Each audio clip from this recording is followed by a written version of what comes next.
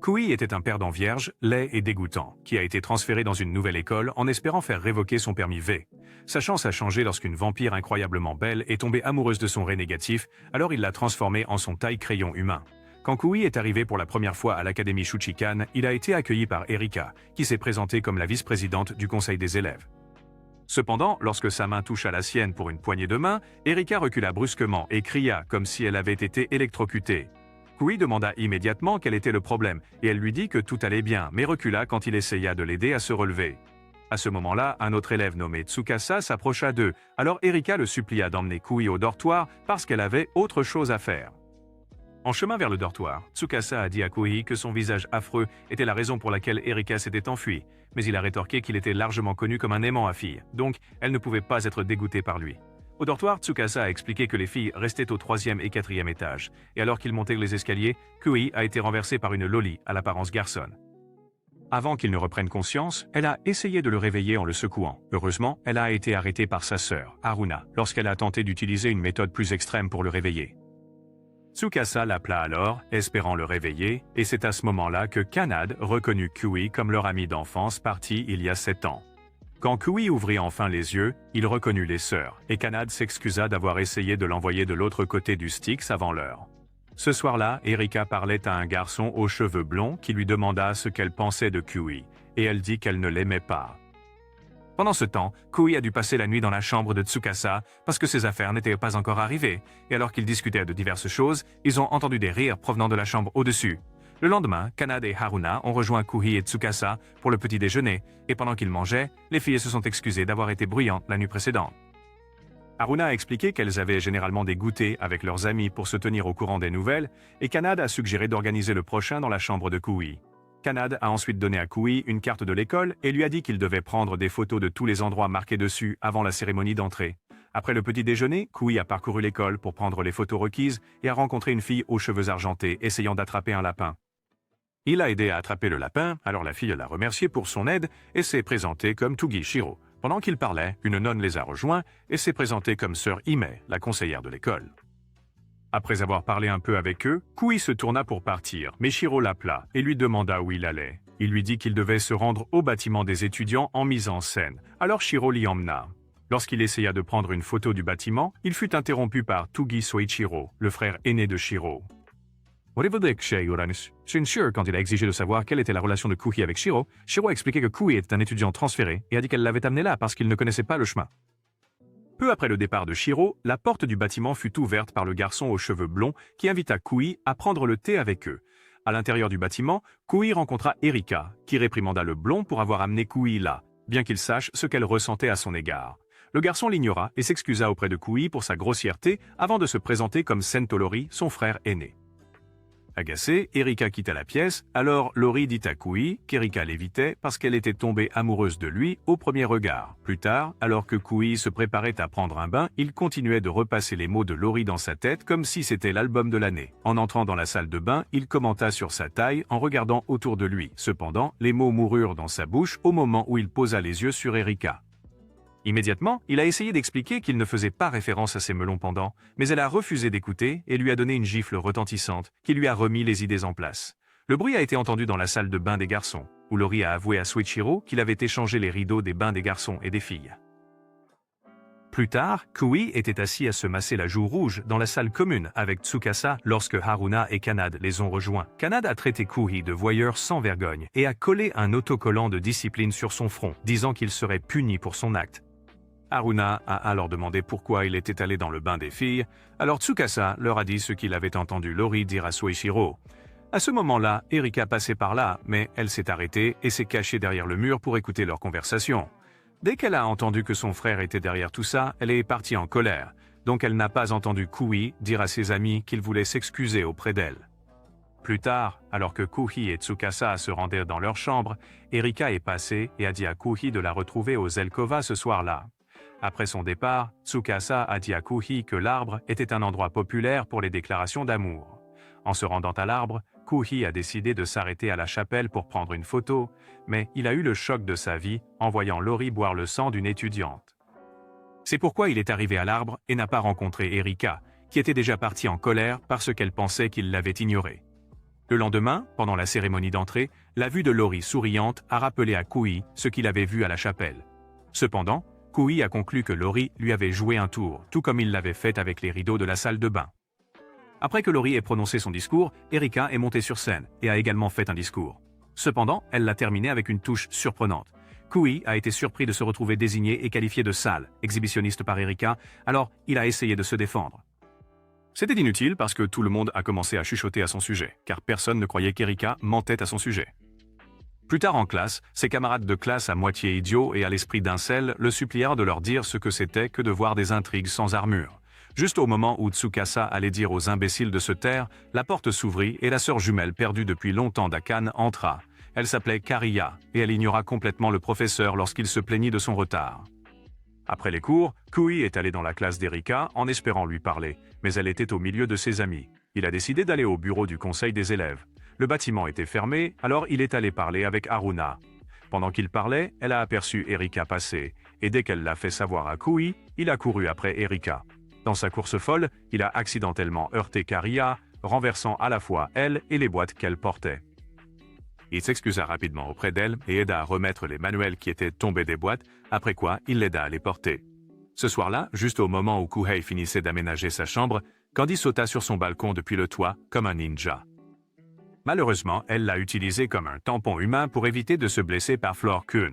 Haruna, qui est descendu après elle et portait un panier, s'est excusé au nom de sa sœur. Finalement, ils se sont tous assis pour boire du thé et Candy a demandé à Kuhei les photos qu'elle lui avait demandé de prendre.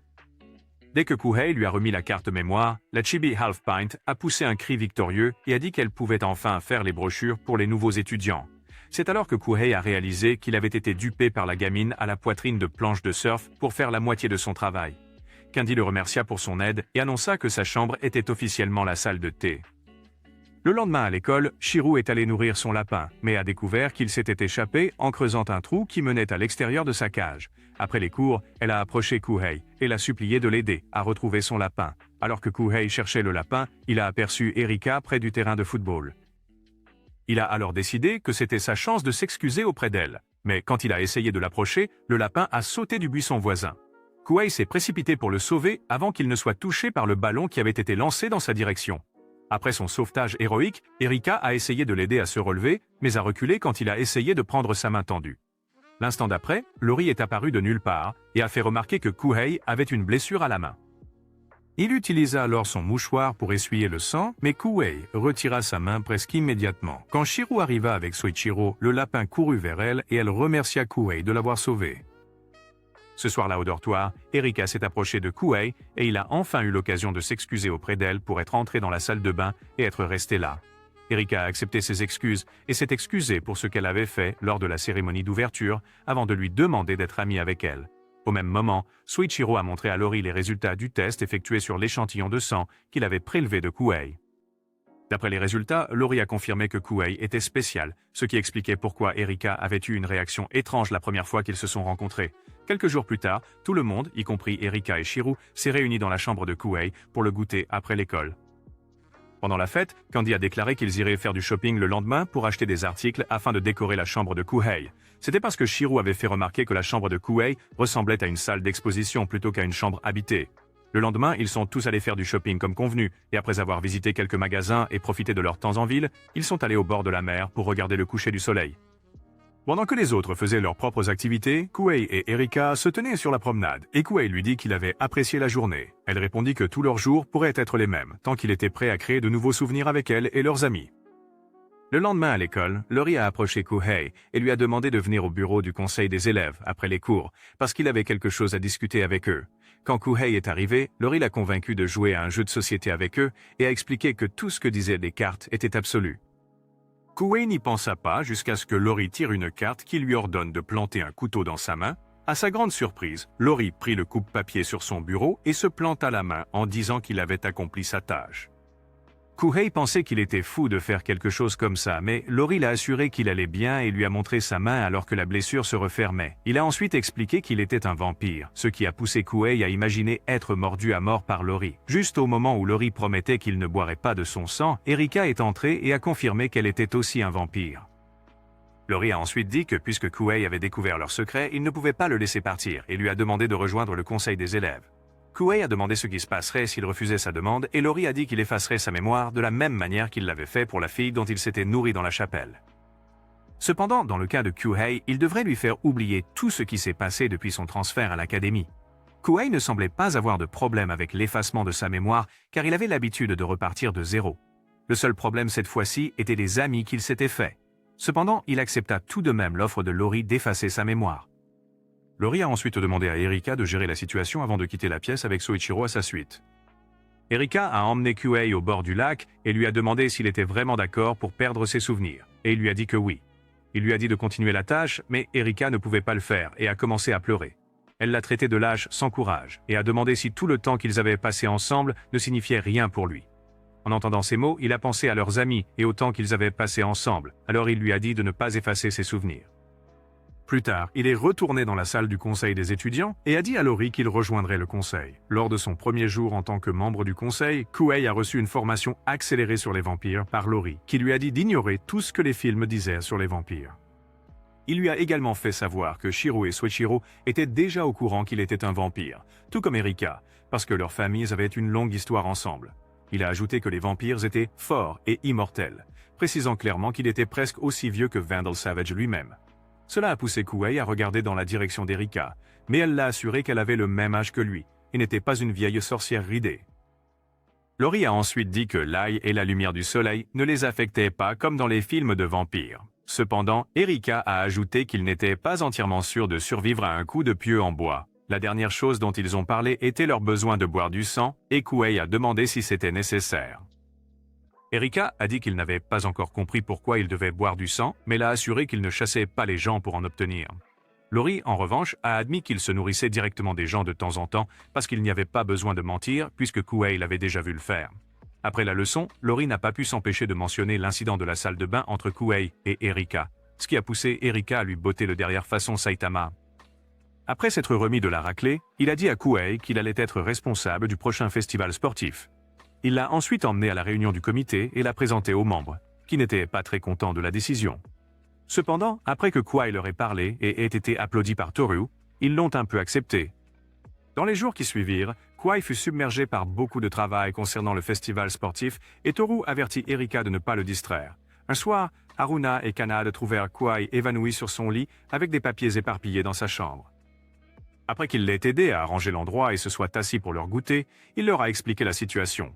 Même s'ils ont été surpris d'apprendre qu'il faisait partie du conseil des élèves et qu'il était responsable du festival sportif, ils l'ont encouragé. Le lendemain, Erika est entrée dans la salle du conseil des élèves et a été surprise de voir que la pile de papiers sur le bureau de Kuei avait grandi. Kuei lui a dit qu'il devait les parcourir pour se familiariser avec la façon dont le festival sportif était habituellement organisé à l'académie. Toru a alors pris la parole depuis son bureau et a demandé à Kuei de trier les anciens documents de référence dans le stockage. Immédiatement, Kuei a quitté la pièce et Erika a insisté pour lui donner un coup de main, alors elle l'a suivi. Shiro a essayé de les accompagner, mais Soichiro ne l'a pas laissé faire et lui a demandé de terminer les tâches qu'elle avait laissées. Dans la salle de stockage, Erika a failli tomber et se casser le cou. Heureusement, Kuei l'a sauvée et, en rangeant les photos, Kuei a remarqué Toru sur l'une d'elles. Lorsqu'il a essayé de le montrer à Erika, il l'a trouvé en train de sourire aux photos dans ses mains et elle a commenté à quel point tout le monde avait l'air heureux. Au fil des jours, Kuei a continué à travailler sur les plans du festival tout en s'assurant que chacun faisait sa part. Un après-midi pendant le déjeuner, Haruna et Kanade ont demandé comment se passèrent les préparatifs et il leur a donné un rapide aperçu. Il a également demandé s'ils avaient des idées qu'ils pourraient mettre en œuvre pour améliorer le festival et Kanade a suggéré quelque chose qui impliquait de la torture. Kuei ignora le farceur en herbe et demanda des idées à Haruna. Mais au lieu de répondre, elle lui servit du jus. Après en avoir pris une gorgée, il s'exclama que c'était délicieux. Alors une Kanade fière serra sa sœur dans ses bras et dit que Kuei devrait être reconnaissant pour la récompense de Haruna. Ces mots semblaient lui donner une idée, alors ce soir-là, il présenta son idée au comité du festival sportif. Il a suggéré qu'il contacte des vendeurs locaux et leur demandant d'être sponsors pour le festival, ainsi que de fournir des prix pour chaque événement. Pendant qu'il parlait, il n'avait aucune idée que Shiro avait entendu sa proposition, que ses collègues du comité trouvaient bizarre. Lors de la réunion, il a décidé d'aller lui-même en ville pour trouver des sponsors, même si le comité ne croyait pas en sa vision. En sortant, il a croisé Shiro qui a insisté pour l'accompagner. Et à sa surprise, tous ceux à qui ils ont parlé étaient plus qu'heureux de donner un coup de main. Il fut également surpris d'apprendre que les habitants du village aimaient et traitaient Shiro avec respect, alors elle expliqua que sa famille était dans une position de pouvoir. Elle lui dit aussi qu'elle n'avait jamais quitté l'île auparavant parce qu'elle passait la plupart de son temps à s'entraîner pour devenir quelqu'un digne du nom de la famille Toby. Cela poussa Kouai à promettre de lui faire visiter des endroits en dehors de l'île un jour dans le futur. La veille du début du festival sportif, Erika trouva Kouai en train de mettre la touche finale au portail cérémonial. Avant qu'elle ne puisse s'approcher de lui pour lui donner un coup de main, les autres membres du comité le rejoignirent, alors elle resta en arrière et observa. Shiro la rejoignit bientôt, et lorsque Kouai et les autres commencèrent à transporter le portail, elles allèrent les aider. Haruna, Kanade et Tsukasa les ont également rejoints, et ils ont tous réussi à lever la porte, mais elle est tombée et s'est cassée en deux, leur donnant plus de travail. Le lendemain, on a demandé à Kouai de réciter le serment avant le début du festival, mais il était tellement nerveux qu'il a commencé à bégayer comme un idiot. Finalement, il a forcé son cerveau de 500 mégaoctets à se rappeler des mots et l'événement a commencé peu après. Les étudiants étaient enthousiastes à l'idée de participer à chaque événement, et même Kiria, la reine des glaces, a pris part à la course de 100 mètres. Quand Kouai a essayé de la féliciter pour sa deuxième place, elle l'a éconduit en disant que cela n'avait pas d'importance. Pour l'événement suivant, Kanade a supplié Kouai d'être le commentateur parce que Haruna y participait et elle ne voulait pas être partiale. Kouai a d'abord refusé, mais dès que Kanade a commencé à ne louer que Haruna, il lui a pris le micro et a commencé à commenter. Il a fait un assez bon travail jusqu'à ce qu'il commence à comparer Erika et Haruna à des chevaux, ce qui les a agacés. Dès que la course s'est terminée, Erika a libéré son Quicksilver intérieur et s'est précipitée vers lui, l'assommant complètement avec un super coup de poing. L'événement a continué pendant un moment jusqu'à l'heure du déjeuner, alors tout le monde a fait une pause pour manger. Kouai et ses amis se sont assis ensemble sur une couverture de pique-nique où ils ont mangé et parlé de l'événement de lancer de ballon. Kouai a dit que Kane et Haruna l'avaient aidé à trouver l'idée, et Erika a fait remarquer que c'était triste qu'ils ne puissent pas y participer. Il leur a dit que cela ne le dérangeait pas tant que tout le monde s'amusait. Mais Kiria, qui passait par là, lui a dit d'arrêter de jouer les martyrs. Erika a répondu, et elle a dit à Kiria d'arrêter d'être une fouine, mais Kouai a demandé de ne pas être impoli avec Kiria. Kiria s'est ensuite éloigné, et Kouai l'a plus tard trouvé en train de parler à un chat errant quelque part dans l'enceinte de l'école. Il lui a demandé si elle reviendrait sur le terrain pour la deuxième moitié de l'événement, et elle lui a dit qu'elle ne le ferait pas parce que tous les événements auxquels elle s'était inscrite étaient terminés. Au lieu de partir, Kouai a fait remarquer qu'elle avait l'air de s'ennuyer en étant assise seule. Mais avant qu'il ne puisse en dire plus, il a été appelé à la tente de l'organisateur. Alors qu'il commençait à retourner sur le terrain, il s'est retourné et a dit à Kiria d'essayer de s'amuser un peu, au lieu de se comporter tout le temps comme une wannabe de Mercredi Adams. À la tente, on lui a informé que les prix restants n'étaient pas suffisants pour les événements restants en raison d'une légère confusion de la part des membres du comité. Les responsables se sont excusés pour leur erreur et ont demandé à Kouai ce qu'il pouvait faire pour rectifier la situation rapidement. Kouai y réfléchit un moment et suggéra de distribuer des bons qui permettraient aux gagnants de réclamer leur prix un autre jour. Il leur demanda de préparer les bons et dit qu'il irait parler aux sponsors pour voir s'ils seraient disposés à leur donner plus de prix.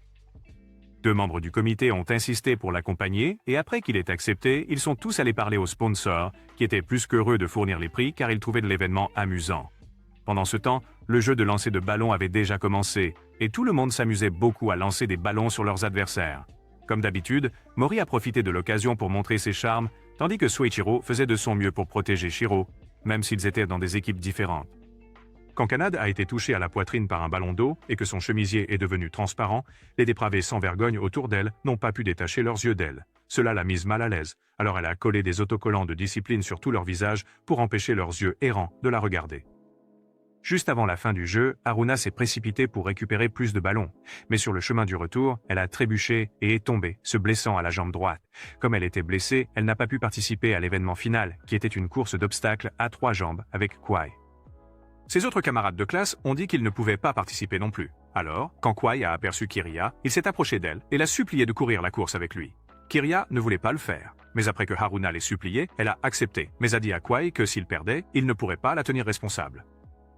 Avant que la course ne commence, Haruna a aidé Kiria à tresser ses cheveux en couette et a avoué qu'elle avait toujours voulu être amie avec elle. Mais Kiria a fait comme si elle n'avait rien entendu de ce que Haruna avait dit. La course a bientôt commencé, et alors que leurs camarades de classe les encourageaient joyeusement, Kouai a dit à Kiria qu'il voulait qu'il gagne la course à tout prix. Lorsqu'ils sont arrivés au dernier obstacle, Kouai a détaché les cordes qui les liaient pour que Kiria puisse entrer dans la cabine d'essayage improvisée et se changer. Dès qu'elle est sortie de la cabine d'essayage, dans un mignon costume de soubrette avec des oreilles de chat, tout le monde sauf Haruna, qui était triste que Kiriya ait défait ses tresses, a été ébloui par sa mignonnerie. Erika est bientôt sortie de la cabine d'essayage dans un costume de canard en colère dans lequel elle ne pouvait pas marcher correctement à cause de la taille des pieds. Après qu'elle soit tombée par terre, Kouai attrapa la main de Kiriya et ensemble, ils coururent jusqu'à la ligne d'arrivée, assurant la première position pour leur classe. Après la fin de l'événement, Kouai reçut la clé de la salle du conseil des étudiants de la part de Mori, qui dit que c'était sa récompense pour un travail bien fait. Quelques jours plus tard, Kouai rencontra Haruna, qui affichait des flyers demandant des volontaires parmi les étudiants pour le mois de service communautaire. Elle a demandé si le conseil des élèves soutiendrait le comité comme il l'avait promis, et Kouai a admis que Mori ne lui avait jamais mentionné quelque chose comme ça. Cependant, il a promis de donner un coup de main et a proposé de l'aider à afficher le reste des flyers autour de l'école. À leur insu, Kanade les observait derrière les casiers et elle a conclu que Haruna avait des sentiments pour Kouai. Ce soir-là, Kouai a remarqué que Kanade l'espionnait depuis le balcon, mais elle s'est rapidement cachée et a prié pour qu'il ne l'ait pas vu. Cependant, elle fut très surprise quand il ouvrit la porte et exigea de savoir pourquoi elle l'espionnait. Il appela ensuite Haruna et lui remit Kanade en expliquant qu'elle l'espionnait depuis le balcon de sa chambre. Kanade affirma qu'elle n'espionnait pas, disant qu'elle était simplement curieuse de savoir ce qu'il faisait pendant son temps libre, ce qui parut très suspect à la fois pour Haruna et Kouai. Réalisant qu'elle avait l'air d'une harceleuse obsédée, elle s'excusa en disant qu'elle devait aller arroser sa plante de compagnie et s'enfuit en direction de sa chambre. Après son départ, Haruna s'excusa auprès de Kouai en son nom et le supplia de ne pas lui en vouloir avant de partir elle aussi. Quelques jours plus tard, Kouai et Haruna regardèrent par la fenêtre de leur classe et virent Suichiro distribuer des prospectus, tandis que Mori annonçait que le conseil des élèves organisait un événement pour présenter les nouveaux uniformes des membres du comité de nettoyage. Comme auparavant, Kouai n'était pas au courant de l'événement, mais Haruna l'était et elle lui dit qu'elle devait aller les aider parce qu'elle faisait partie du comité. Kouai est allé après elle et quand il est arrivé sur le lieu de l'événement, il a trouvé Erika, Shiro et quelques autres étudiantes habillées en tenue de soubrette. Bien sûr, les tenues avaient été choisies par Mori qui se félicitait d'avoir eu une idée aussi merveilleuse. Voir son air suffisant fit réaliser à Kouai que Mori avait refusé de lui parler de l'événement parce qu'il savait qu'il s'opposerait à l'idée. Juste à ce moment-là, Haruna arriva dans sa tenue et s'excusa d'être en retard. Cependant, avant qu'elle ne puisse rejoindre les autres, Kanade arriva et tira Kouai à l'avant de la foule.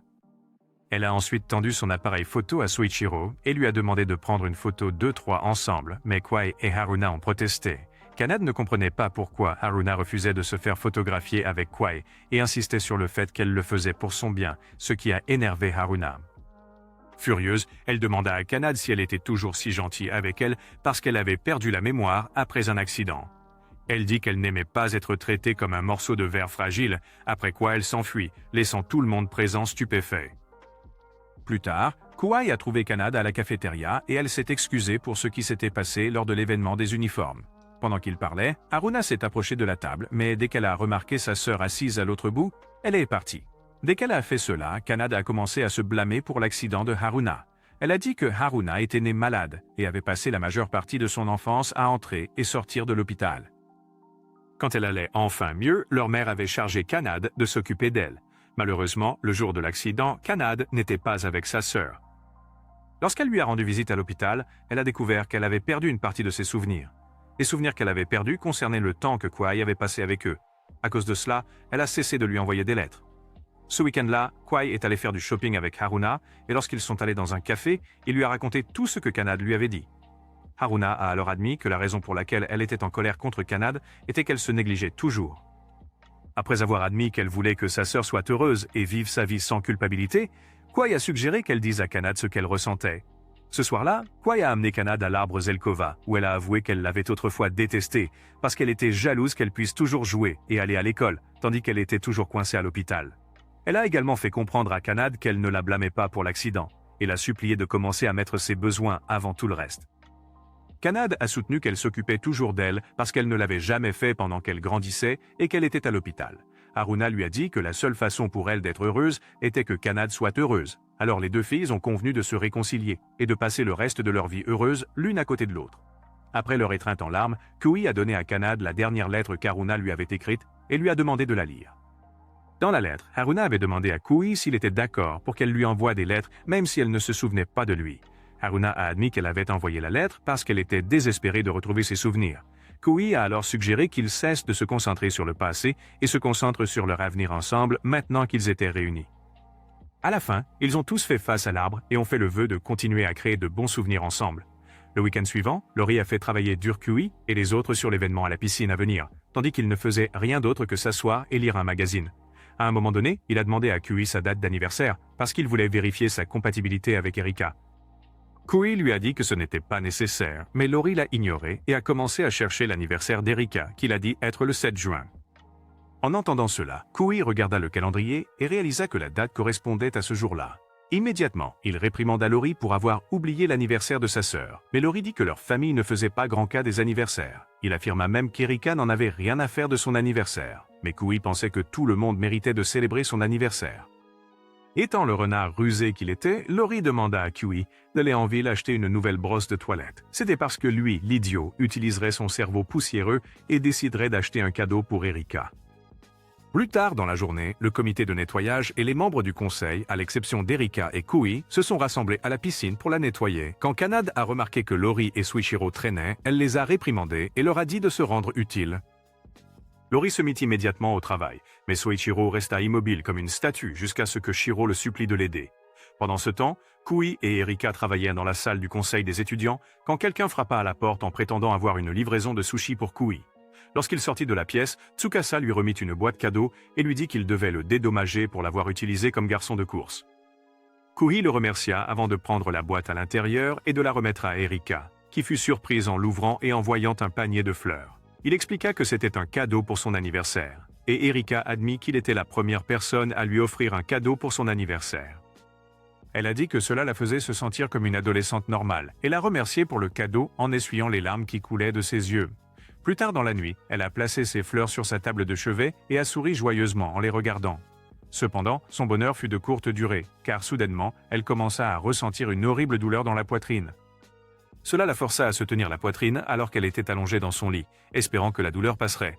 Le jour de l'événement à la piscine, les filles ont quitté leurs vêtements pour enfiler leur maillot de bain et Shiro ne pouvait s'empêcher de se sentir intimidé par les énormes seins de Haruna et Erika. Kanade a essayé de lui remonter le moral en lui disant qu'elle deviendrait un jour une femme irrésistible comme elle. En disant cela, Shiro regarda le paysage presque nivelé auquel elle faisait référence et pria pour le contraire. Avant que l'événement ne commence, Laurie monta sur l'un des podiums de plongeon et demanda à tout le monde d'admirer sa virilité en ouvrant sa chemise. Malheureusement, il ne scintillait pas comme Edward Cullen, mais son torse non sculpté rendit les filles folles. Son petit striptease fut rapidement interrompu par Erika, qui l'envoya directement dans la piscine. Finalement, l'événement commença et après la compétition de natation, Kanade introduisit le jeu de tag aquatique. Elle expliqua que tous les joueurs devaient s'assurer que leur bonnet ne soit pas arraché par les maîtres de judo, pendant 5 minutes. Quand le jeu commença, les filles firent de leur mieux pour garder leur bonnet, mais les garçons du judo étaient plus rapides qu'elles. À la fin, seuls Kiriya et Shiro ont gardé leur bonnet parce que Kiriya a réussi à les éviter grâce à sa nage digne des Jeux Olympiques, et Shiro était trop mignon pour qu'il l'attaque. À la fin de la journée, Kui et Erika sont restés pour nettoyer la piscine, et Kui a proposé qu'ils fassent un tour de piscine, ce à quoi Erika a dit oui. Quand ils eurent fini, Erika aida Kui à sortir de la piscine, mais il glissa à cause de l'eau et elle dut le rapprocher pour le stabiliser. Cela créa un moment un peu romantique entre les deux et ils se seraient embrassés si la poitrine d'Erika n'avait pas recommencé à lui faire mal. Elle se retira immédiatement et courut dans sa chambre où elle s'effondra sur son lit de douleur. Alors qu'elle souffrait, ses yeux commencèrent à briller en rouge et il devint clair qu'elle avait besoin de sang, mais elle refusa de céder aux exigences de son corps. Plus tard dans la nuit, elle se réveilla d'un rêve où elle rencontrait une version d'elle-même en cape se nourrissant de Kui, ce qui la laissa confuse. Cette même nuit, une étudiante quittait la chapelle lorsqu'elle remarqua une silhouette en cape l'observant depuis le toit. Immédiatement, elle cria de peur, ce qui fit accourir Sir Enoch à ses côtés, demandant quel était le problème. La fille, trop stupéfaite pour parler, pointa du doigt avec peur la silhouette encapuchonnée, qui se tenait maintenant au niveau le plus élevé du toit. Le lendemain, des nouvelles sur la personne mystérieuse se répandirent dans l'école, mais les élèves étaient convaincus que la personne était un vampire. Lorsque Kui et les autres se réunirent dans la salle du conseil des élèves, Kui demanda à Laurie s'il avait été la silhouette encapuchonnée, et il le nia. Quand il a laissé entendre qu'Erika pourrait être la coupable, elle a nié farouchement. Alors, Laurie a suggéré qu'ils patrouillent dans l'école pour trouver le coupable eux-mêmes. Quand ils sont retournés au dortoir, ils ont trouvé Haruna déguisé en Van Helsing à très bas budget. Gardez à l'esprit qu'elle n'était armée que d'une croix et d'un collier d'ail, qu'elle jurait d'utiliser pour protéger tous les élèves du vampire suceur de sang. Haruna a supplié Kui et Erika de dissuader sa sœur de son plan stupide de patrouiller l'école cette nuit-là. Quand elle a refusé de reculer, Lori a mis le collier d'ail autour de son cou et lui a dit que c'était la façon la plus efficace de l'utiliser. L'odeur forte lui a donné des vertiges et des étourdissements, alors elle a dit qu'elle ne l'utiliserait qu'en cas d'urgence. Le moment suivant, Sœur Inoch est descendue et leur a ordonné de rester à l'intérieur jusqu'à ce que l'individu en cape soit attrapé. Cependant, Kui, Erika, Lori et Soichiro ont désobéi à ses ordres et sont allés patrouiller comme ils l'avaient prévu plus tôt. Quand ils se sont finalement regroupés après s'être séparés, Lori a suggéré d'abandonner, mais soudain, ils ont senti une présence. Ils ont tous levé les yeux à ce moment-là et ont aperçu la personne en cape atterrir sur le toit du bâtiment. Erika a sauté sur le toit aussi et a exigé de savoir qui était la personne, mais elle n'a rien dit et n'a pas bougé jusqu'à ce que le vent souffle sa capuche. Tout le monde a été surpris de voir que c'était Kiriya. Mais Erika fut encore plus surprise lorsque Kiriya a dit qu'elle n'avait rien à faire avec elle parce qu'elle n'était pas sa maîtresse. Lorsque Kiriya a essayé de s'échapper, Erika l'a poursuivi et les autres ont suivi pour empêcher que les choses ne tournent mal. Pendant ce temps, Haruna a entendu des bruits venant de l'extérieur et en regardant par la fenêtre, elle a vu deux silhouettes se déplacer à une vitesse fulgurante. Par curiosité, elle est sortie pour confirmer si elle avait bien vu ou si ses yeux lui jouaient des tours. À proximité, Erika faisait de son mieux pour rattraper Kiriya, mais elle était tellement hors de forme que Kiriya a réussi à s'échapper. Au moment où Haruna a décidé de retourner au dortoir, Erika a sauté en bas, se retrouvant face à face avec Haruna. Haruna, quant à elle, a soudainement eu un souvenir du jour de son accident et il semblait qu'Erika était là ce jour-là. Le choc de voir les yeux brillants d'Erika l'a fait s'évanouir juste au moment où Kwai, Soichiro et Yori sont arrivés. Ils ont emmené Haruna au bureau du conseil des étudiants et Yori a demandé à Erika d'effacer les souvenirs de Haruna comme elle l'avait fait quand elles étaient enfants. Quand Erika est revenue dans la pièce, Kwai l'a supplié de ne pas le faire, mais elle a dit que c'était le seul moyen de garder ses secrets. Elle a ensuite dit que ce ne serait pas la première fois qu'elle le ferait, et a expliqué comment elle avait effacé les souvenirs de Haruna après avoir joué les Superman et l'avoir sauvé de Truck-kun. Kwai a quand même essayé de la raisonner, mais Erika s'est mise en colère et a admis qu'elle avait peur de ce qui se passerait si leur secret était révélé. Cela l'a fait taire, alors elle s'est agenouillée à côté de Haruna et était sur le point d'effacer ses souvenirs quand elle s'est réveillée. Haruna l'a remercié de lui avoir sauvé la vie quand elles étaient enfants, mais cela n'a pas suffi à empêcher Erika de faire ce qu'elle voulait. Kwai cria et tomba à genoux quand Erika eut fini, mais fut surpris d'entendre Haruna l'appeler par le nom qu'elle utilisait quand ils étaient enfants. Elle lui a ensuite dit qu'elle se souvenait de tout, après quoi elle a étreint Erika et l'a remerciée à nouveau. Le lendemain, Kwai et Erika se rendaient à l'école quand Haruna et un candidat humain les ont approchés. Ensemble, ils sont allés dans un endroit isolé et Kanad les a surpris en étreignant Erika et en la remerciant d'avoir sauvé sa sœur. Elle a dit qu'elle se moquait qu'Erika soit une descendante directe du comte Dracula parce qu'elle l'a considérée comme son amie. Alors qu'ils parlaient encore et étaient tous émotifs et merdiques, Kiriya passa devant eux avec désinvolture et ignora Kanad, qui essaya de la saluer. Lorsqu'elle entra dans le bâtiment de l'école, elle ignora également Yori et Soichiro, qui essayèrent aussi de lui parler. Après qu'elle soit partie, Soichiro demanda à Yori s'il était sûr que ses soupçons sur Kiriya, étant une dépendante, étaient vrais. Yori a dit qu'il en était sûr et a ajouté que son maître était quelqu'un qu'ils connaissaient tous les deux très bien. Plus tard, dans le bureau du conseil des élèves, Yori l'a informé qu'il était chargé de planifier le festival culturel avec Erika. Ce soir-là, ils ont parlé à leur ami de leur nouvelle mission lors de leur goûter et ils ont tous promis de les aider. Quelques jours plus tard, Soichiro a trouvé Kiriya en train de lire au pied d'un arbre et lui a dit que quelqu'un voulait la rencontrer. Pendant ce temps, Erika et Kwai sont allés en ville pour faire des courses et ont informé les commerçants du prochain festival culturel pendant qu'ils y étaient. Une fois leurs achats terminés, ils sont allés à la plage et Kwai a demandé à Erika, qui était son dépendant, puisqu'il l'avait entendu le dire la nuit où ils avaient poursuivi Kiriya. Erika a expliqué qu'un dépendant était un humain qui avait conclu un contrat avec un vampire après avoir bu le sang du vampire. Comme les vampires, ils ne vieillissaient ni ne mouraient et étaient dotés de la même force physique. La seule différence était qu'un dépendant pouvait s'endormir pour une période prolongée contre sa volonté et qu'il ne pouvait pas refuser un ordre donné par son maître. Elle a ensuite révélé que le maître de Kiriya était très probablement sa mère, et celle d'Iori, Kaya, ce qui l'a pris par surprise. En même temps, Soichiro a emmené Kiriya rencontrer Kaya, et la première chose qu'elle a faite après avoir fait face à son maître a été de la gifler. Soichiro a essayé d'intervenir, mais Kaya l'a arrêté et a ordonné à Kiriya de s'agenouiller devant elle alors qu'elle se plaignait du refus d'Erika d'avoir un dépendant. De retour sur la plage, Erika a dit à Kwai que la seule raison pour laquelle sa mère lui avait permis d'aller à l'école était qu'elle avait promis d'avoir un dépendant au moment de son diplôme. Ne pas le faire entraînerait son retour forcé à la maison et son enfermement comme une princesse Disney dans une tour attendant son prince charmant. Kwai n'aimait pas ce qu'il entendait, mais Erika l'a assuré qu'elle prouverait à sa mère que les vampires n'avaient pas besoin de dépendants. Cependant, Kwai a promis de devenir son dépendant si elle échouait à atteindre son objectif. Erika a refusé, disant qu'elle ne voulait pas lui enlever son humanité, et a ajouté qu'elle voulait vivre sa vie comme une humaine. Après leur retour à l'école, et après que Kwai ait laissé Erika devant la porte, sa poitrine a recommencé à lui faire mal. Erika s'est précipitée dans sa chambre et a bu tellement de poches de sang, mais elle n'était toujours pas satisfaite parce que ce qu'elle voulait le plus, c'était le sang de Kwai. Quelques jours plus tard, la plupart des élèves formaient une file devant la salle du conseil des élèves, en attendant leur tour pour montrer à Erika leurs propositions pour le festival culturel. Après avoir terminé de s'occuper des affaires en cours, Erika et Kwai se dirigèrent ensemble vers le dortoir et discutèrent de leurs projets en chemin. Lorsqu'ils arrivèrent au dortoir et qu'Erika dit au revoir à Kwai, elle trouva le chat de Kiriya qui l'attendait sur les escaliers. Immédiatement, elle comprit pourquoi il était là, alors elle rentra chez elle pour parler avec sa mère qui lui demanda pourquoi elle n'avait pas fait de Kwai sa dépendance. Elle rappela à Erika la promesse qu'elle avait faite avant de partir à l'école et lui dit de rendre les choses officielles. Étonnamment, Erika dit à sa mère qu'elle vivait encore dans le passé et lui expliqua que leur espèce pouvait vivre d'autres choses au lieu de se nourrir de gens. Kaya a fait remarquer qu'Erika n'avait pas pu étancher sa soif de sang avec seulement les poches de sang qu'elle avait. Pourtant, Erika l'a assuré qu'elle surmonterait cet obstacle et a juré qu'elle ne vivrait jamais sa vie comme sa mère le voulait. Le lendemain, Iori et Kanade ont annoncé à leurs amis qu'ils avaient prévu une journée à la plage pour eux. Kanade leur a montré les plans qu'elle avait dessinés pour leur journée à la plage et ses amis ont fait de leur mieux pour ne pas rire des dessins de niveau maternel exposés. Kanade ne semblait pas s'en soucier et expliqua joyeusement ses plans, déclarant qu'il terminerait la journée en regardant le feu d'artifice. Même si ses dessins étaient terribles, ses amis aimaient l'idée de passer la journée ensemble. Mais Shiro a dit qu'elle ne pourrait pas y aller. Quand ils ont demandé pourquoi, Soichiro a expliqué qu'ils avaient une répétition de danse pour la danse qu'ils présenteraient aux dieux lors du festival d'automne au sanctuaire.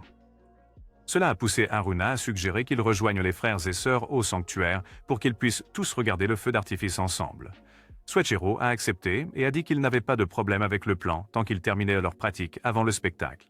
Le lendemain, comme prévu, ils se sont retrouvés à la plage où ils se sont amusés à jouer dans la mer. Ils ont également joué à divers jeux, terminant par un match de volley-ball avant de s'installer pour manger. Pendant que les autres discutaient près du feu, Kawai alla rejoindre Erika qui était assise seule près de la mer. Après avoir parlé de combien ils s'étaient amusés ce jour-là, Kwai suggéra qu'il rejoigne les autres et tendit sa main pour qu'elle la prenne. Au moment où elle essaya de la prendre, elle sentit sa poitrine se serrer, alors elle recula. Avant que Kwai ne puisse découvrir quel était le problème, elle l'évita et s'éloigna. Lori, qui les observait depuis le haut d'un rocher, sauta et expliqua la situation d'Erika à Kwai. Il a dit que le refus d'Erika de se nourrir d'un humain faisait monter ses pulsions vampiriques et que plus elle résistait, plus elle souffrirait. Kwai a essayé de soutenir qu'elle pouvait se nourrir des poches de sang qu'elle possédait, mais Lori a dit qu'elle avait dépassé le stade où elles étancheraient sa soif.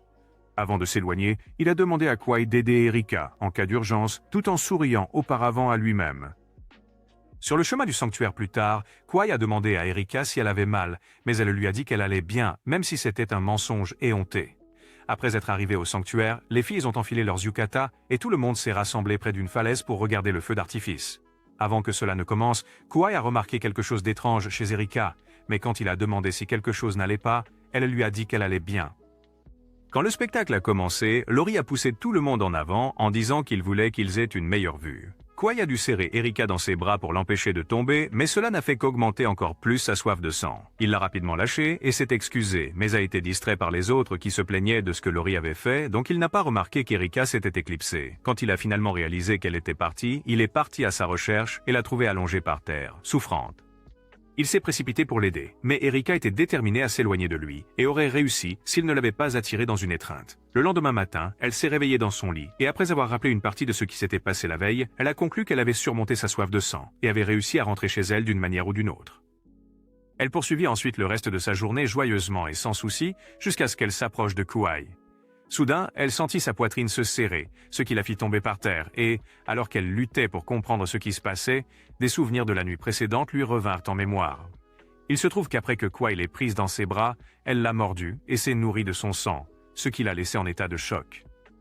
Quand Kwai a essayé de l'approcher, elle lui a demandé de ne pas le faire et l'a assuré qu'elle allait bien, puis elle l'a remercié de lui avoir sauvé la vie. Elle s'est ensuite levée en agissant comme si tout allait bien et a demandé à Kwai de lui montrer les documents de référence qu'il avait rassemblés pour le festival culturel. Shiro s'est rapproché de Lori et Suichiro et leur a demandé s'ils savaient ce qui n'allait pas avec Erika, et ils lui ont dit que ce n'était pas quelque chose dont elle devait se préoccuper.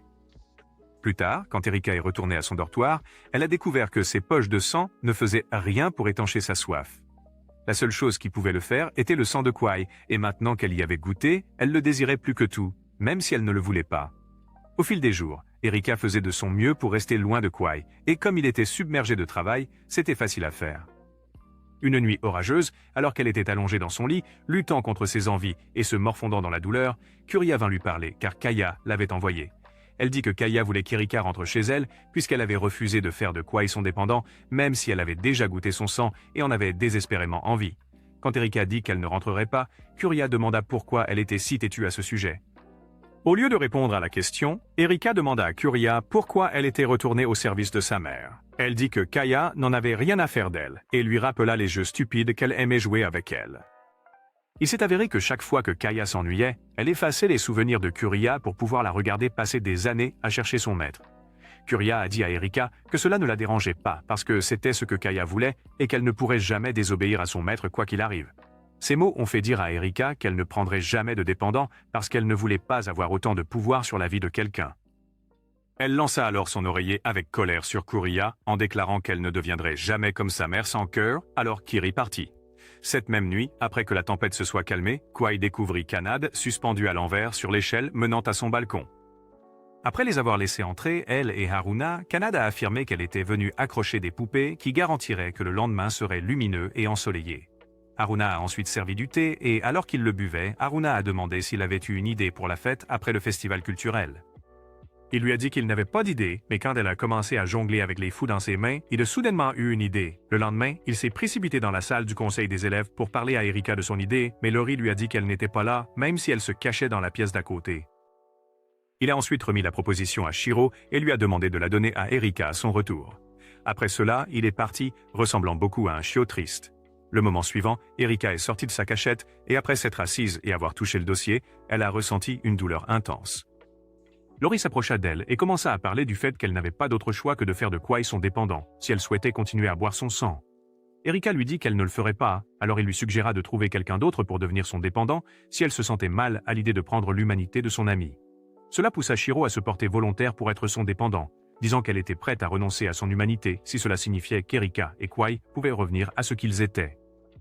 Suichiro exprima immédiatement son désaccord, mais Shiro était déterminé à aller jusqu'au bout et refusa de reculer. C'est alors qu'il réalisa que Lori avait manipulé toute la situation pour forcer Erika à prendre une décision. Il attrapa Lori par le col, mais Lori, qui était son maître, lui ordonna de lâcher prise, donc il n'eut d'autre choix que de l'écouter. Erika a alors promis à Shiro qu'elle trouverait une autre solution qui n'impliquait pas de prendre l'humanité de quelqu'un. Cette nuit-là, Erika est allée dans la chambre de Kwai et a déposé le mini-ballon à air qu'il avait fabriqué pour elle devant sa porte, après quoi elle est rentrée chez elle. Le lendemain matin, Kwai trouva le ballon à air devant sa porte. Alors il se rendit immédiatement à la salle du conseil des étudiants pour chercher Erika. Malheureusement, Shiro l'informa qu'elle était rentrée chez elle, parce qu'elle ne voulait pas rendre quelqu'un dépendant d'elle. Après cette révélation, Lori l'a emmenée à la chapelle et a expliqué qu'une fois qu'un vampire buvait du sang directement d'un humain, ses pulsions s'intensifiaient. Il a dit que le refus d'Erika de boire plus de son sang lui avait causé une douleur et une souffrance intense. Shiro ne pouvait pas supporter de la voir souffrir, alors elle a proposé de devenir sa dépendante, mais Erika a décidé de rentrer chez elle à la place. Avant que Lori ne quitte la chapelle, il a dit à Kwai qu'il n'y avait qu'une seule façon de ramener Erika à l'école et lui a demandé d'y réfléchir. Pour le reste de la journée, Kwai a vaqué à ses occupations. Mais chaque fois que quelqu'un demandait des nouvelles d'Erika, il trouvait une excuse pour expliquer son absence. Pendant le déjeuner, il a pris Haruna pour Erika, et quand il a réalisé son erreur, il s'est excusé. Kanade l'a réprimandé pour cela, mais Haruna a dit qu'il confondait les visages parce qu'il était stressé par tout le travail qu'il avait fait. Cela poussa Kanade à insister pour organiser une soirée thé ce soir-là, et elle dit à Kwai d'inviter Erika. Ce soir-là, Haruna, Kanade et Tsukasa attendirent dans la chambre de Kwai qu'il arrive avec Erika. Cependant, il est revenu seul et leur a dit qu'Erika ne pourrait pas assister à la fête parce qu'elle était occupée. Quand les filles ont mentionné qu'elle pourrait traîner avec Erika le lendemain, il leur a dit que cela n'arriverait jamais. Ses amis l'ont regardé avec confusion, alors qu'il disait qu'Erika ne reviendrait jamais parce qu'il avait fait une erreur. Au moment où il a commencé à s'excuser, Kanade a collé un autocollant sur son front et lui a dit de fermer sa bouche qui sentait les ordures. Elle a dit qu'Erika ne quitterait jamais l'école parce qu'elle l'aimait plus que tout au monde. Les autres étaient d'accord avec elle, alors elle lui a dit que s'il savait où était Erika, tout ce qu'il avait à faire était de la ramener. Kwai a réfléchi un moment, puis a promis de le faire avant de sortir en courant de la pièce. Shiro, qui était allé chercher des carottes pour son lapin, l'a vu courir et s'est demandé où il allait. Quand Kwai à la porte, il a vu Lori et Soichiro, qui ont proposé de l'emmener à Erika puisqu'ils ne savaient pas où aller. Pendant ce temps, Kiria a ouvert la porte de la cellule d'Erika et lui a dit que sa mère souhaitait lui parler. Peu après, Kwai, Lori et Soichiro sont arrivés à la maison et l'ont emmené voir Kaya immédiatement puisqu'elle l'attendait. Kaya a demandé s'il était venu volontairement pour devenir le dépendant d'Erika, mais il lui a dit non et a dit qu'il était venu pour ramener Erika. Kaya s'est mise en colère et a utilisé ses pouvoirs pour le faire voler à travers le sol avant de se lever et de le saisir par le cou en disant qu'il devait mourir pour son insolence. Elle l'a traité de gamin insolent qui ne comprenait pas comment le monde fonctionnait, mais Kwai a tenu bon et a soutenu qu'Erika voulait un autre type de vie. Juste à ce moment-là, Erika apparut à l'entrée et supplia sa mère d'arrêter de lui faire du mal, alors Kaya le jeta vers elle, après quoi elle lui demanda de le rendre dépendant. Elle a menacé de réduire Kwai au silence définitivement si elle ne le faisait pas, mais Erika a tenu bon et a refusé. Kwai a alors dit à Erika qu'il était venu pour la ramener, mais elle a dit qu'elle ne reviendrait pas parce que sa vie serait en danger. Cela l'a poussée à demander si sa condition avait changé depuis son retour à la maison, mais elle n'a pas répondu. Puisque son silence lui disait tout ce qu'il avait besoin de savoir, il lui a dit que si elle revenait, il était prêt à lui donner son sang pour aider à soulager sa souffrance. Kaya lui a dit qu'au moment où Erika prendrait une autre gorgée de son sang, elle n'aurait pas d'autre choix que de le rendre dépendant. Kwai a répondu en disant que ce n'était pas à elle de décider, puis a tendu la main à Erika. Il lui a dit que leurs amis les attendaient et que tant qu'ils seraient ensemble, elle ne se sentirait jamais seule, ni ne souffrirait. Au grand désarroi de Kaya, Erika prit la main de Kwai, et ensemble, ils retournèrent à l'école, où leurs amis les accueillirent. N'ayant pas d'autre choix, Kaya ordonna à Kiria de retourner à l'école, pour qu'elle puisse surveiller chaque mouvement d'Erika. Quelques jours plus tard, le festival culturel a commencé et tout le monde l'a apprécié car tout s'est bien passé. C'est tout pour la vidéo d'aujourd'hui. Si vous aimez les résumés d'animes comme celui-ci, regardez cette vidéo. N'oubliez pas de liker et de vous abonner. On se voit dans la prochaine vidéo.